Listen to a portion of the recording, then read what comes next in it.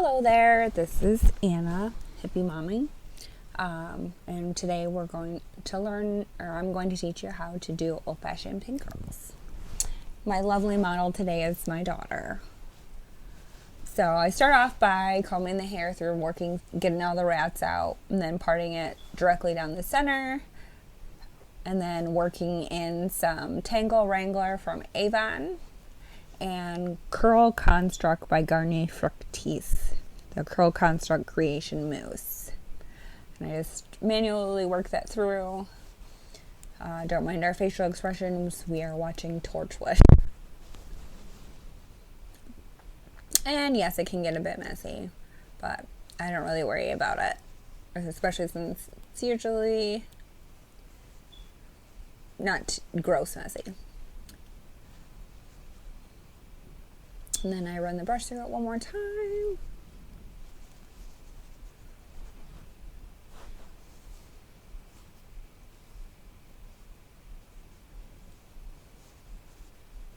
So I use the, I'm going to try and show you the bottle. I apologize for the lighting. It's difficult to find any good place to film in my home, so it's either too bright or not bright enough. And that's the Avon Tangle Wrangler. Oh, it's diluted. I usually dilute somewhere between 50-50 and 66% water, which is 2/3, 1/3. Then I use a rat tail comb. I use 2 because I lose them. I almost always lose one or the other. And then I use the Conair bobby pins. I'm not particular about the color, whatever's cheap, whatever's available. They're just sleeping in them. But I don't go cheap, considering I'm somebody who's extremely frugal. I will not buy, one time for pin curls did I try dollar store bobby pins. They'll work, but they're a real hassle because they'll like grow crooked, and they stay in all right, but they're just kind of a hassle. They make it take longer because you can't get them to come open and stay open. So I just wrap them. I use 2 fingers, and I wrap it around, try to make sure it's neat, tuck the ends in because otherwise the ends will get crimped. And then I use 2 pins in either an X or a cross. Make sure that the bumps are down because that's what keeps them in. I was an adult before I was told that that's what the bumps were for. I have no idea why I thought they went on the top, but I did.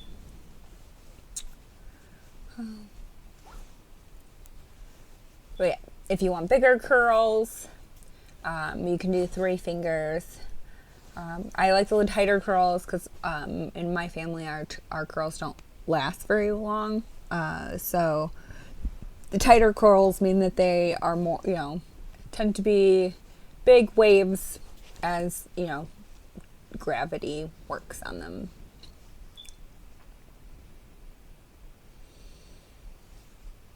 And Trinity has very, very, very thick hair. She has an undercut, and her ponytail is still about the size of a $50.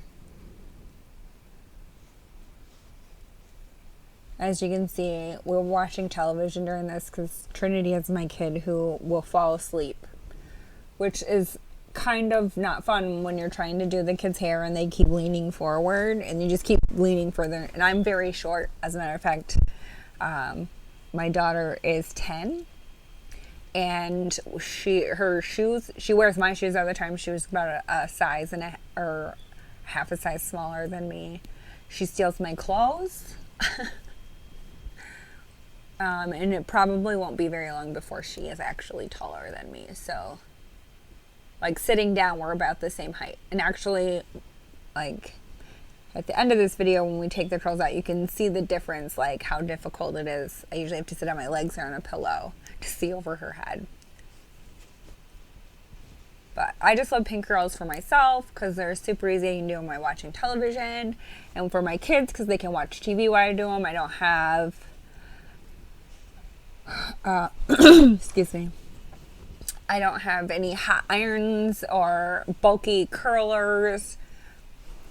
So it's really nice because I always used to use the sponge curlers. That's what my grandma used to put in my hair because she said my hair was too long to pin curl. As you can see, I proved her wrong. Love you, Graham. Rest in peace. So she always did the sponge rollers for me, and I used to do those for my daughter. But I don't know, maybe it's because they buy cheap ones. But they seem to disintegrate, because my grandma's always, like, lasted for decades. But mine, when I buy them after a couple years, the sponges start to disintegrate. So I started doing pin curls. Cost me a couple dollars for some pins. Takes about the same amount of time, no heat. And it's great for all the girls, myself, and both of my daughters. And it makes getting ready in the morning super fast and easy. And they still look super cute. Because I have this one who has monster huge, like, she doesn't wear her hair in a ponytail because she gets migraines, or she gets headaches from it. Then I have my other kid who has had approximately 3 haircuts in her life, and she's 6. She's got super, super baby fine hair. And I'll be doing that tutorial next, so keep an eye out for that one.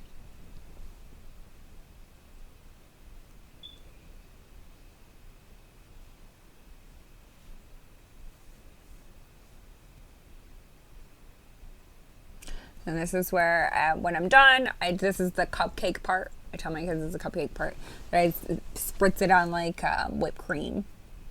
And then, pat it into their hair, wrap it with a scarf, a silky scarf. You don't really want to do cotton. That will make your hair frizz. It can be satin or just like a nylon, something slippery. And then I pin it to their hair.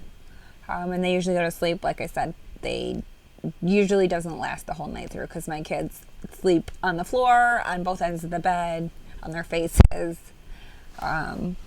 It took me about an hour and a half to pin curl her entire head. And then it takes me about 5 minutes to take it all out in the morning.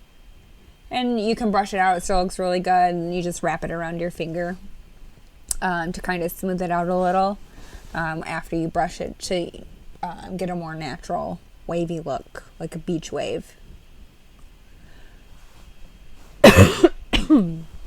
Excuse me.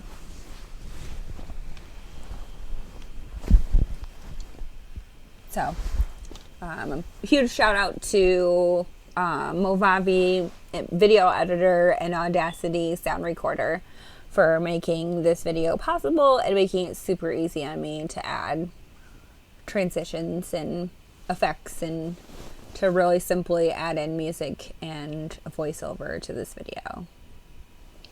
Because I'm pretty sure you guys didn't want to hear the aliens screaming in the background.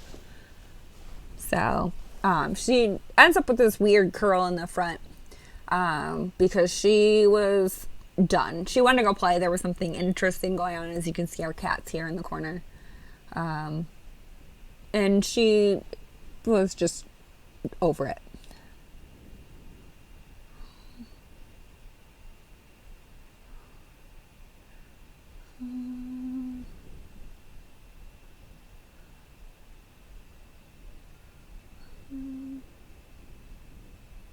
So, yep, just use 3 bobby pins pinned in the front. Thank you. Have a good day.